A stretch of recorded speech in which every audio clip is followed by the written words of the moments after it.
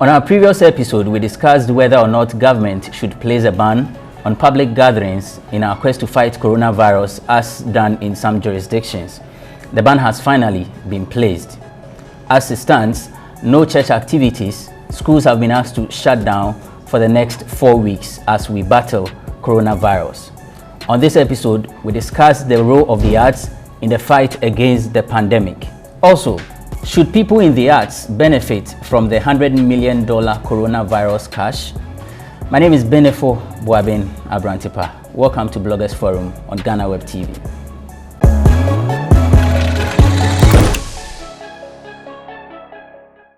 Welcome back to Bloggers Forum on Ghana Web TV. Today on the show, I have a photographer and a health blogger. Kobby Blay writes for GhanaHealthNest.com. Kobby, welcome to the show.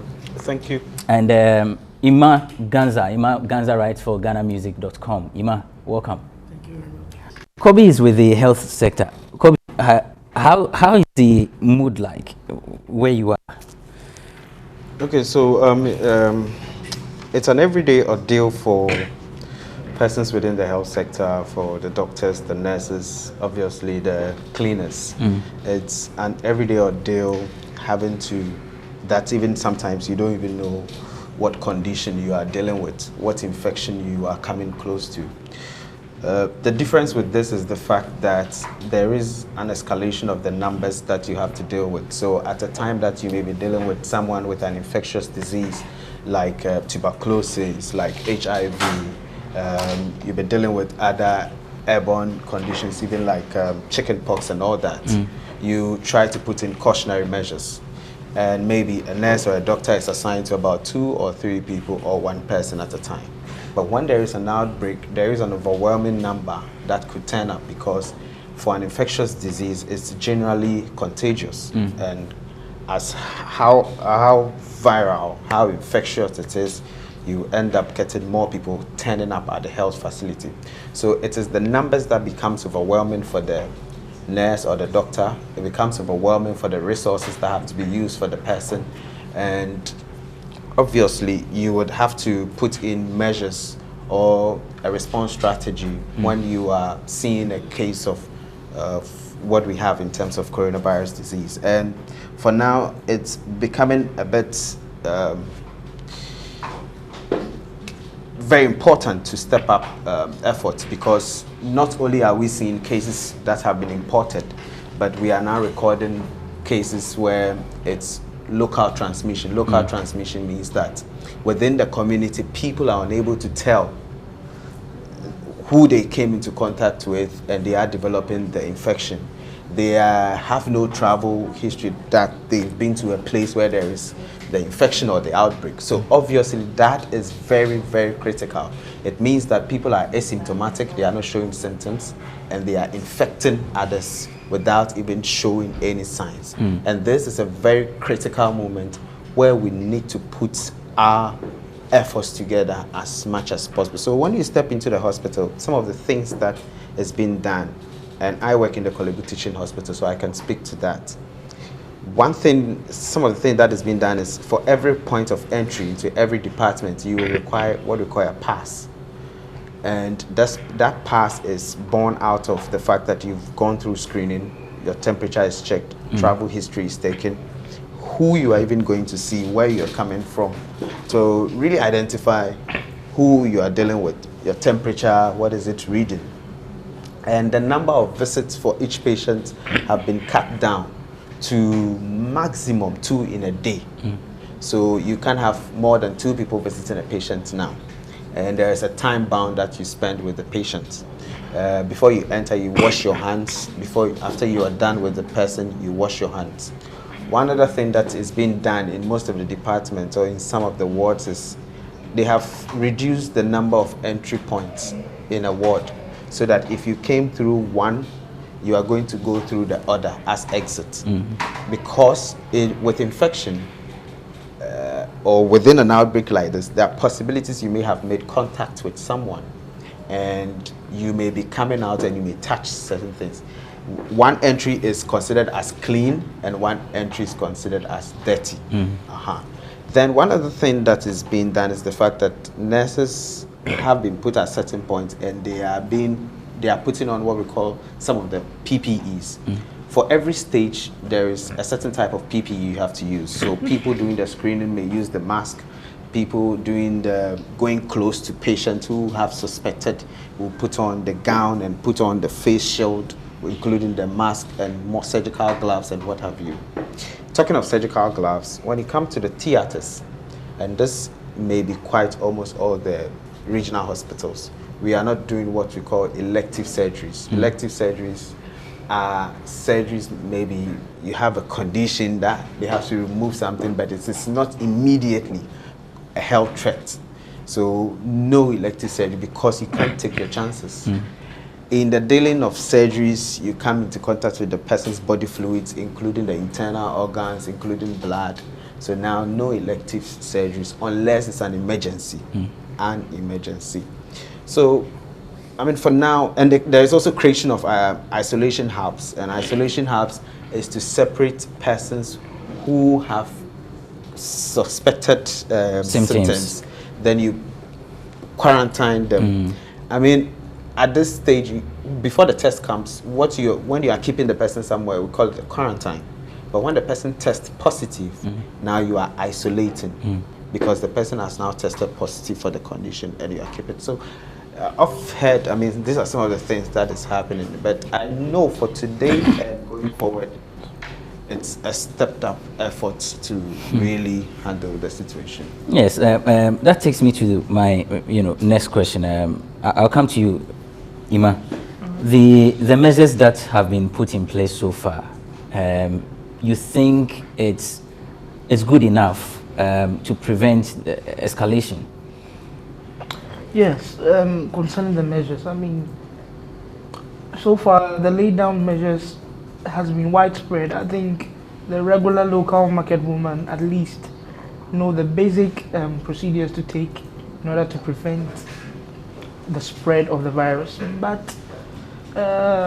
as to whether it's enough, I think it hasn't been hammered down well to the minds of the locals. Masses. The masses. I mean, social media users maybe have enough information, but the layman, the regular market woman, they just know the basics. And you could, on any normal day, you could see them flouting a lot of the rules, a lot of the laid down. Means education has not really gone down well. Yes. On the side of the uneducated, the layman in the market, on the streets, and that's a bit worrying. I see. With all of these, there are concerns that people who have been infected, the confirmed cases, the names of these people should be made available to the public, so that if anyone had, in a way, had contact with them, they could just, go to the hospital and get tested. You think it's a good measure, and why are we not doing it, Kobby? So with the strategy dealing with contact, and it's not appropriate language to say suspected cases or contacts. I mean, that's sort of a stereotype and stigmatization that we put in. So you say, persons who have tested positive. Now, one of the measures that is put in place for situations where someone tests positive, everyone is asking, want the name to be made public. What is important with this strategy, which we call contact tracing? Now, contact tracing is in 3 phases: the contact identification, contact orientation, then contact follow-up. When this happens, when you're able to identify someone who has tested positive, what you begin with, you ask him for all his or her travel histories. When he or she provides you places he has been to, you now go into the places. Sometimes it's not just one person. You round up almost a family or 2, or a whole community could be quarantined just because the person stepped there. So right from start, the public health professionals within the communities go there to identify with all of these. Now, there is always an active transmission, and an inactive transmission or an indirect transmission. So the person might have come to pass the street here. It is unlikely he will have contact directly with people in-house here, but maybe someone he went to buy something from. So those are the people you directly pick up, and those people are who you deal with. Announcing the name, one, is a breach of confidentiality. Unless otherwise the person has escaped, and we have had some laws being put that if anybody escapes, you will be penalized and all that. But aside that, putting the name across is a total breach of confidentiality, and this is where stigmatization could start for the person. So the basic thing that is done and the strategy that is put in when you find out someone tests positive is the contact tracing. You go and identify, you pick history of where this person has been, and then go in to identify all these people, and you begin quarantine. Now in quarantine, you don't take them to the hospital, you give them what to look out for whilst they are at home, and report to you if there are any changes. Check daily temperature, take daily changes that is happening with them, encourage them to take some rest, to eat well, drink more water, whilst they are waiting for possible positive or possible negative. Yes, so it's a breach of confidentiality to start with if you have to put the name of anyone out there. But you can describe the travel history in depth. Person. Yes, so that anyone who is around could show up. That is when the authorities are having challenges rounding up the contact. But if they've had that history already to themselves, they directly move in and then deal with the situation. You're still watching Bloggers Forum on Ghana Web TV. I have with me Kobby Blay. Kobby Blay writes for GhanaHealthNest.com, and then Emmanuel Ghansah, he writes for GhanaMusic.com. We'll be back shortly after this break to continue with the conversation.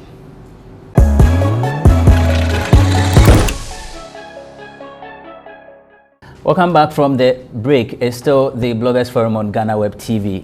We're delving into another aspect of the conversation, and we are looking at the appointment of ambassadors for the campaign. Government has said there is going to be an appointment of some celebrities to help disseminate information, and so we are looking at how the arts in general, in fact, so even if you are not appointed as an ambassador, and we are told that they are not going to get any financial remuneration for doing this, but entirely, how can the people in the art help in intensifying education?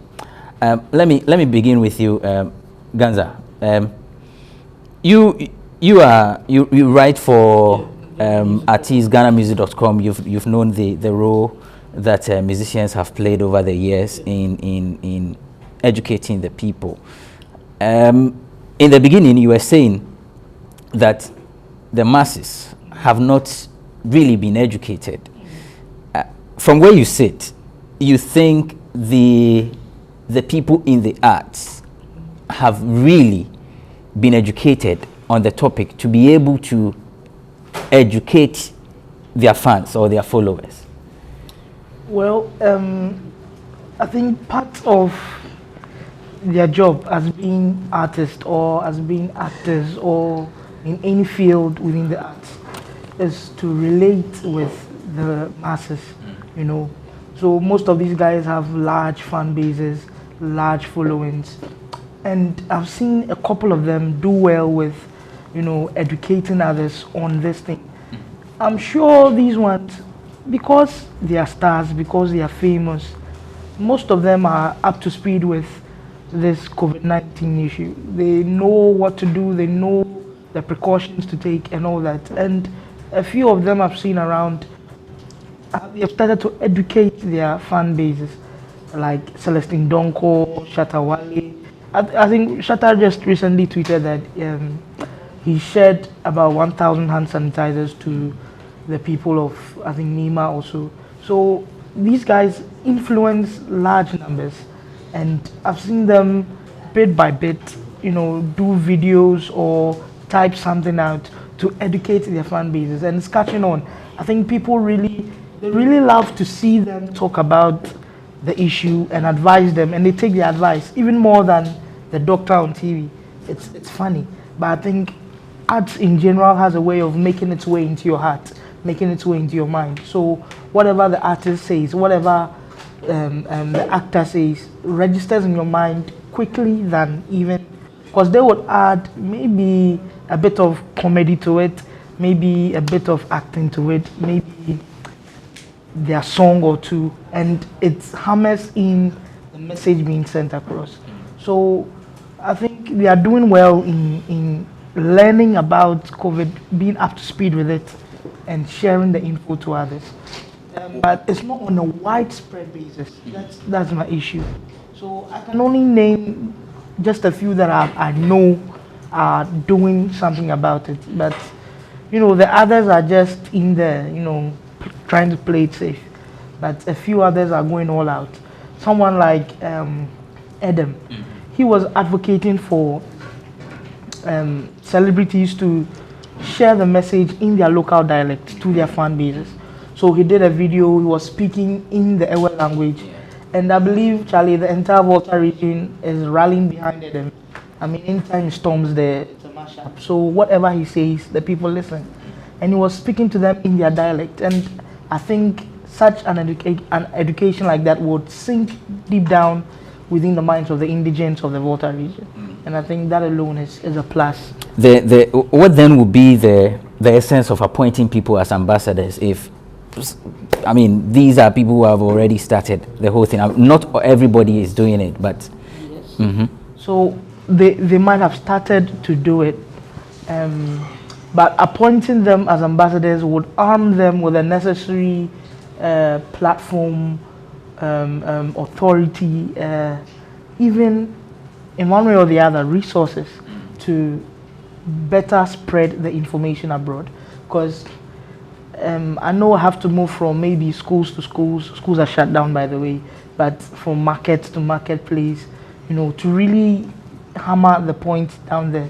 But resources could limit me. So appointing these ones as ambassadors would make Ghanaians see them officially as the authorities when it comes to announcing or educating the public about COVID-19. So it will go a long way. Definitely they might not be paid out of it, but they might be given some resources to share to market women, maybe hand sanitizers, gloves, nose masks, to share to market women. That would go a long way to, right now all they are doing is just the social media.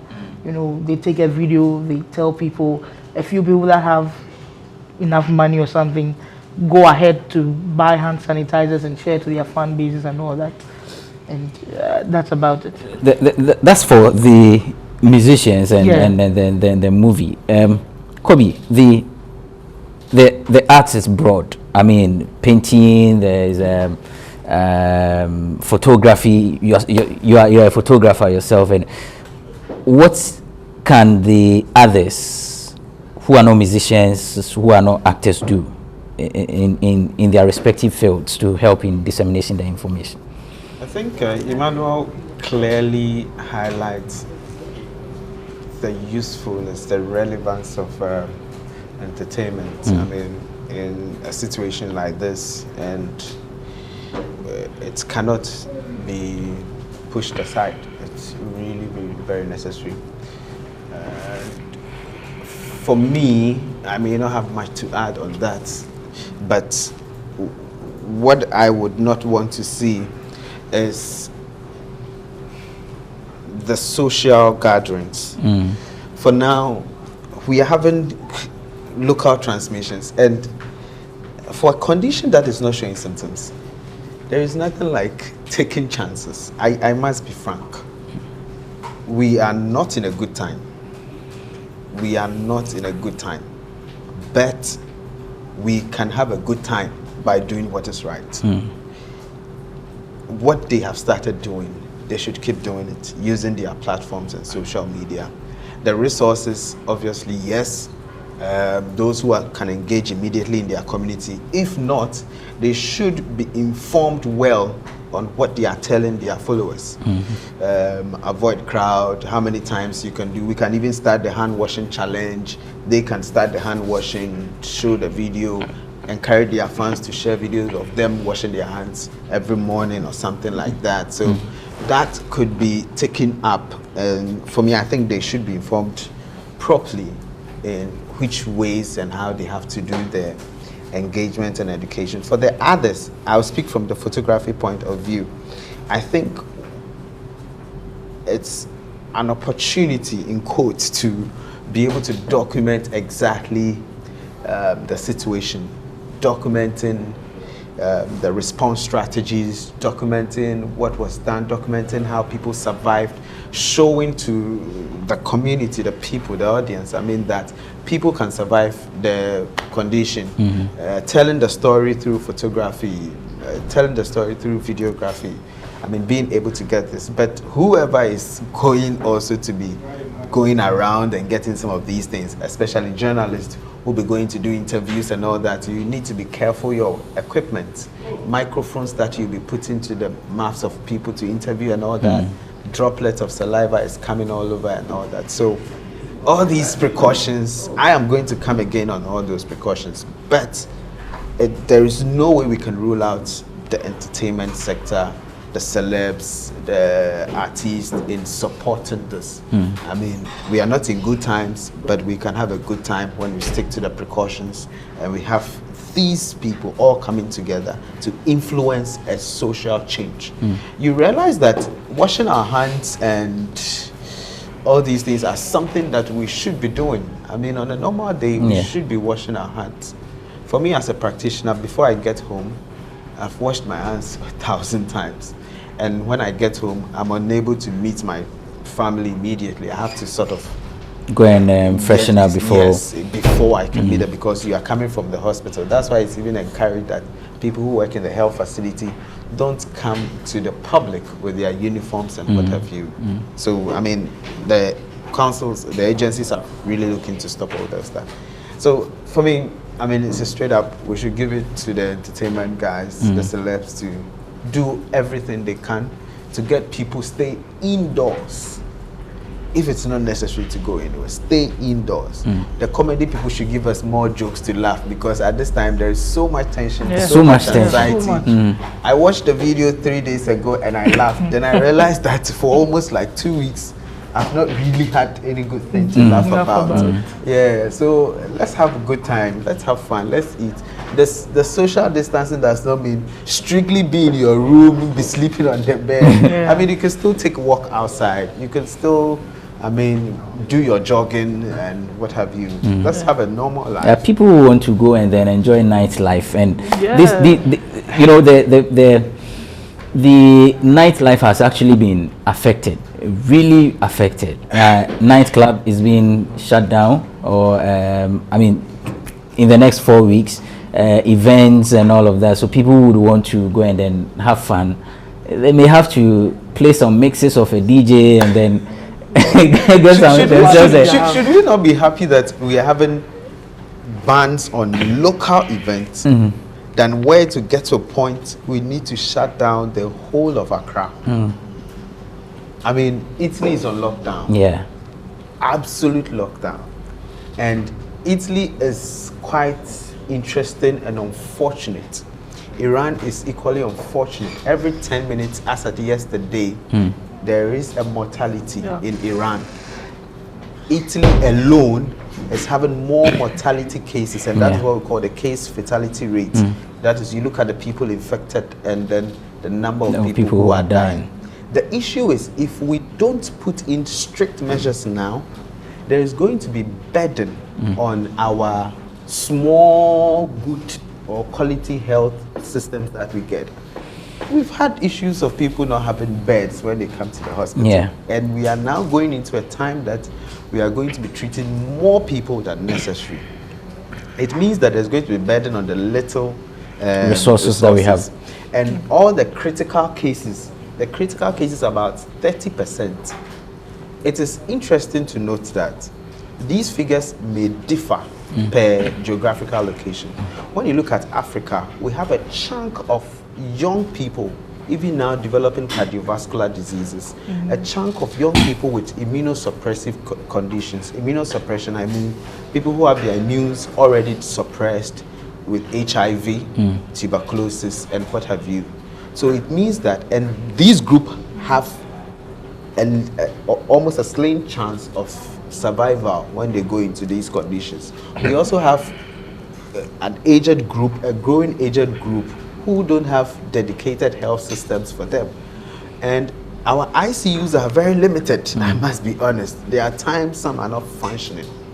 Okay, so we have to stop any possibility of having any large numbers now, so that we will not be forced to choose who to live and who to die. I see. It's a serious issue. You know, yesterday when I closed from work, I mean, we ensure proper hygiene here. Now we are very, very careful. When I closed from work, and then I was walking through town, my head was itching at a point, and then my face, I wanted to touch it, but I had to wait till, you know, I get home and then wash my hand under running water with soap before I could, you know, scratch. And I felt really good after doing it. It's really a difficult time we have here in our country. Of course, we are just hoping that as we practice these, you know, as we practice good hygiene, the number of cases will reduce gradually, and then those who have been affected will be healed. We take a break here. When we come, we are looking at entertainment activities that have been brought to a halt. Now, events have been postponed. Nightlife is off. People are not going out in the night again. In fact, if you walk across the street right now, you can count the number of people who are there. We are looking at the effect of this on the arts and entertainment sector. If you are in the arts, how will you survive in this time? How can you survive? What do you need to do in order to survive? There's also a call on the government to give event organizers who would be affected some amount of money, of course, from the $100 million that has been set aside to enhance the funds against the fight against coronavirus. We're back after this break.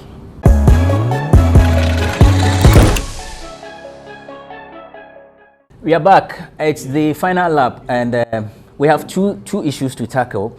The first one being how to survive if you are an industry person in these times. Of course, everyone is affected, but let's limit the conversation to us, and then we'll look at the call on the government to give people in the arts part of the $100 million, so that as they count their losses, I support you. Kobby. Yeah. It's a difficult time for all of us. Yeah. But, as people in the arts, how do we survive? Oh. I don't think I have enough questions for this. Then, I mean, we just have to.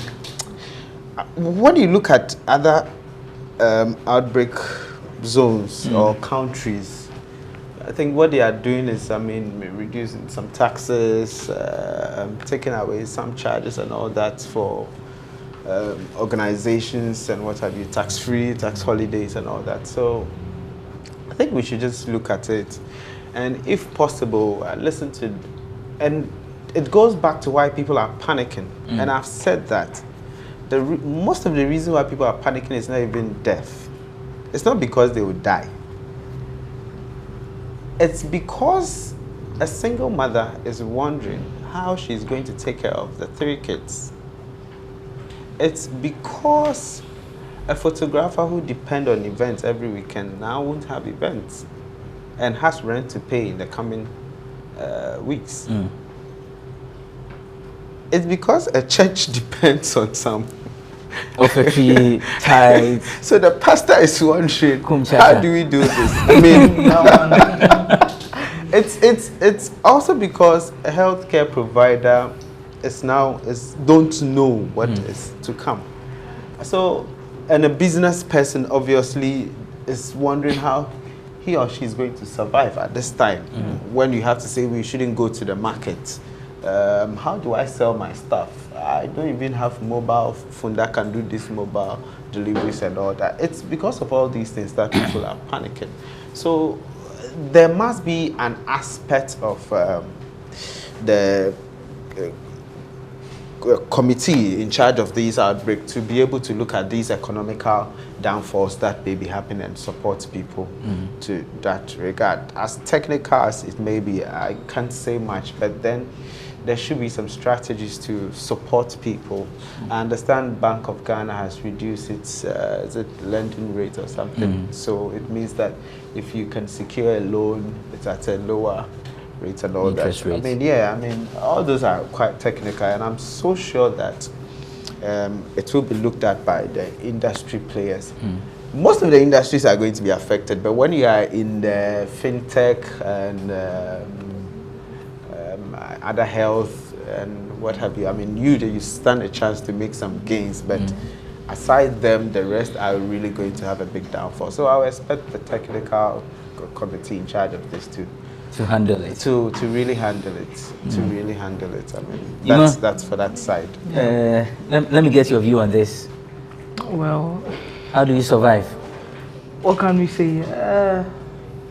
For those, let's say, for those in the music area, I think artists could, capitalize on this instant to make money through their online streams and YouTube streams. Because people are indoors, people want to be entertained, so they will definitely stream your music, they will definitely watch your music videos on YouTube, and that's some good money. I think Akon recently posted on Twitter that his songs Lonely and another one, the streamings are off the roof because people, people are feeling the loneliness, so they tend to listen to such songs. And I'm not seeing that also from Ghanaians. I mean, I should be hearing songs about coronavirus. I mean, there was some time back, there was some about tuberculosis. I think Black Rasta also. Tuberculosis. I mean, I'm not hearing some this time around. There should be, I think some Ama Grace woman did one on corona and she's been thrown, but I think it's a step in the right direction. I mean, musicians should come out, do songs about the corona. It all helps in the sensitization. So, for actors, I mean, if they could get their cameras in their rooms, engage their audiences, do maybe a two-month script or something, and just engage people, post it up on YouTube. I think in these times, YouTube will be a great source of income since people are not really going out there to shoot movies and the rest. For the others, I mean, you can leave them to God. I think online, selling things online, maybe you have an art you've painted, you could sell it online, have it delivered to the person. Okay. So these they can make do with. So it's I mean, basically their craft it's all about making money online. Yes. I see. Yes. Right. So let's conclude on this. The sensitization bit, together with people who have had their events cancelled, we know that or postponed. We know that the nominees jam for Ghana Music Awards has been postponed. FanFest 3 Music Awards has been postponed. A number of events. There are suggestions that the government should make available some funds for these people. What do you think? It's the best of calls or it's misplaced? Well, if we count the number of events that were supposed to roll out within the music space alone, I mean, the government can't satisfy everyone, definitely. But I think we can handpick some major ones and compensate them a bit. But aside that, we are all in this together. If your event got cancelled because of this coronavirus issue, we can only be merciful towards you to support in one way or the other. But aside that, you can't blame the government much because you've had $100 million, which isn't in our coffers currently. It's now in the pipeline. You can't, because you've had money, you can't be in our home. I mean, we are all suffering from this.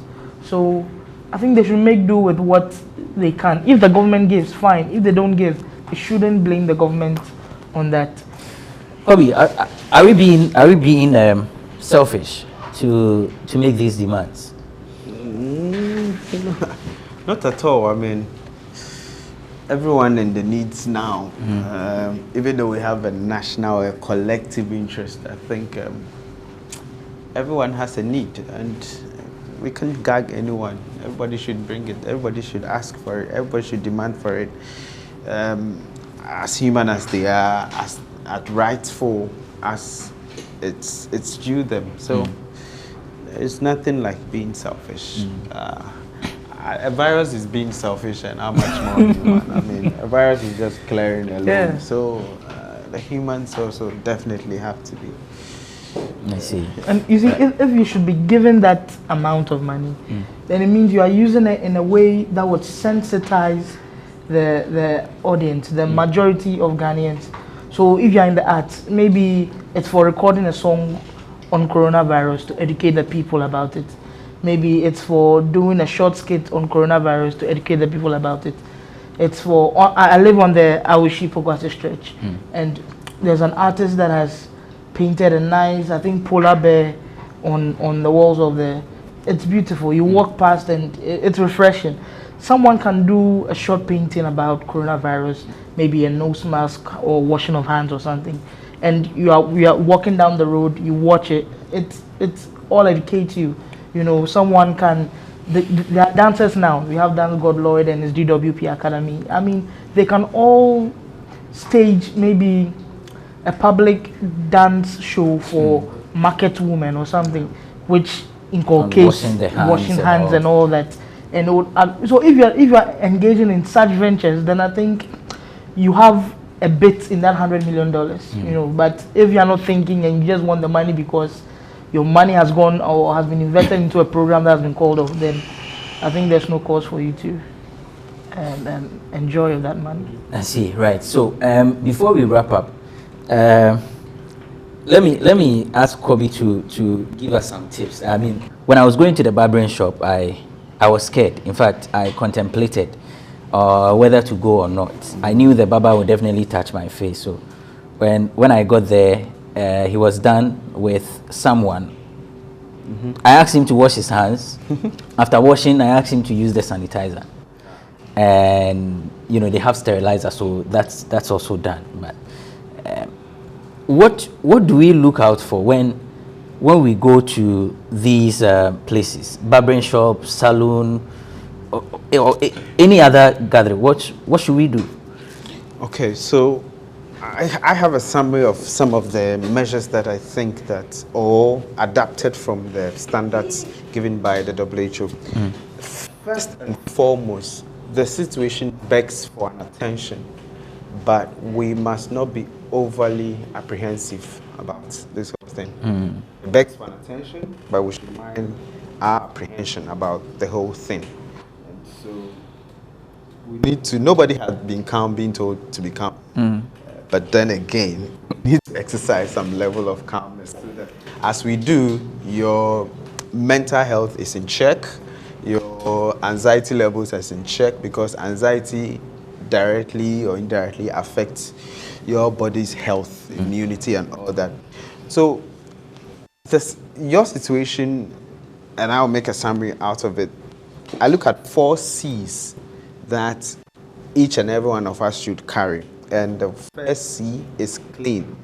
Second C is cover. Third C is contain. Fourth C is connect. The first C, clean your hands. Clean the surfaces. All right? So clean your hands with soap and water. If you have a hand sanitizer, that's fine. Now, the technical bit is to try and break the transfer of the virus should in case you come into contact with it. So in case you've come into contact with your hands, and your hands is the largest entry of germs, because your hand touches your eye, it touches your lips, it touches your nose, it shakes others, it touches other stuff. That is where majority of the transmission will occur. And the virus will stay on substances. If someone coughs it, if someone touches it, it will stay on the table or any substance for close to 72 hours. So you ask yourself, if it was a death that you found in your room, will you allow it to stay? If it was a visible death, will you allow it to stay for the 72 hours? You definitely have to break it. So clean your hands, clean the surfaces, and do that with soap and water appropriately. You rub your hands, the back of your palms, inside, the thumbs, the fingers together. If you don't have it, you use the hand sanitizer. We should not be overly possessive of the hand sanitizers, or we risk not washing our hands. Because even we don't know the hand sanitizer you are using. Technically, some may say they want to use isopropyl. Isopropyl is different. Ethylene is different. So there are different forms of all these things. So as you use the hand sanitizers and you end the day, go back and wash your hands with soap and water before and after everything. So that's for the first C, clean. Now 2, cover. Cover your mouth when you cough. So you know to cover into a tissue or to cover into your elbow. Unfortunately, that part of the elbow, we begin to be shaking hands, shaking our elbows now.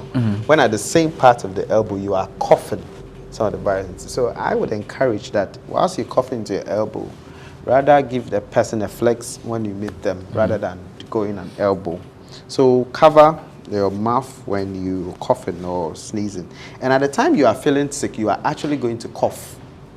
Immediately you are coughing, it may be one of the signs and symptoms. And it's a persistent dry cough, not just any other cough. Persistent dry cough almost throughout the whole day. And this is where the mask is useful.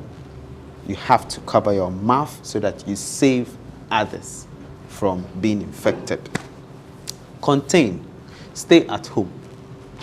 Stay at home now. If wherever you're going is not necessary, stay at home when you feel sick and alert someone or alert the healthcare professionals. Avoid crowd. Contain yourself by avoiding crowd. If you are in the public, keep an arm length from the next person, because the droplet spreads the virus, and the distance a cough droplet could go usually is between 1 meter or 2. So if you keep this distance, the likelihood for the droplet to reach you is minimal. That is why you encourage to avoid crowd, right? People sweat and all that. So that is for contain. So first, clean. 2, cover. 3, contain. And the last one, which we may not be taking notice of, is to connect with loved ones. Connect with them via WhatsApp. There are people, as we speak, there are close to 500 people who are under quarantine because of the numbers that they've come into contact with. So you may not know who you are checking up on. Maybe it's under quarantine, but it's not allowed to tell you or what. So send a message, check on them, find out, do they need any essential? Is there any way you can help? Just asking how they're doing. Connect with your mom. The aged are at risk of this, so connect with them, understand their fears. Connect also with reliable sources of information so that you don't end up taking any other information and running with it. So reliable sources, connect with reliable sources of information. I think that, so basically that's some tips that. All right. Yeah, and connect with God. Connect with God. And the president has been engaging some selected pastors in a breakfast prayer meeting. The Vice President, Dr. Mahmoud Maumia, has also been doing same, engaging some Muslim leaders in that regard. Thank you so much, gentlemen, for coming. Emmanuel Ghansah writes for GhanaMusic.com, and Kobby Blay writes for GhanaHealthNest.com. He's also a photographer. And that's how we end today's edition of Bloggers Forum. We come your way next time with yet another insightful episode. My name is Benefo Boabin Abrantepa.